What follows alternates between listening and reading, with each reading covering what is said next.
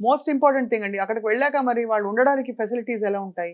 ఎవరు చూసుకుంటారు అవన్నీ? మనమే చూసుకోవాలా యూనివర్సిటీలో అడ్మిషన్ తీసుకున్న తర్వాత? యూనివర్సిటీ అడ్మిషన్ తీసుకున్నాక యూనివర్సిటీ అనేది ఓన్లీ ఎడ్యుకేషన్ గురించే పట్టించుకుంటుందండి. వీళ్ళు ఎక్కడుంటున్నారు ఏంటి అనేది పట్టించుకోరండి. మేము అక్కడ మా సొంత హాస్టల్స్ ఉన్నాయండి. మన ఇండియన్ హాస్టల్, ఆంధ్ర హాస్టల్స్ ఉన్నాయి, మెస్‌లున్నాయి. బాయ్స్‌కు, గర్ల్స్‌కు సెపరేట్‌గా హాస్టల్స్ ఉన్నాయి. అకామిడేషన్ ఉంది. వాకబుల్ డిస్టెన్స్ ఉంది. రేర్‌గా చాలామంది పేరెంట్స్ ఇంకోటి కూడా గుర్తుపెట్టుకోవాలా.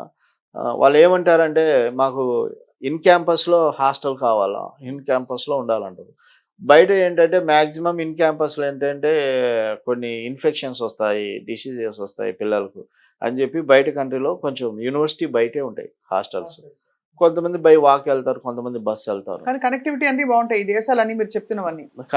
కనెక్టివిటీ ఎక్సలెంట్‌గా ఉంటుందండి.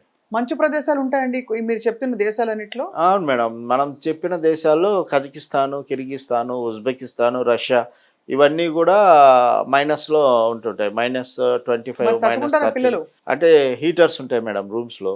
ఇక బయటికి వచ్చిన వెంటనే వాళ్ళు టక్కున డోరేసేసుకుంటారు. కారుకి డోరేసుకుంటారు, వెళ్తారు. లేదంటే బస్సయితే బస్‌లో గూడా హీటర్స్ ఉంటాయి.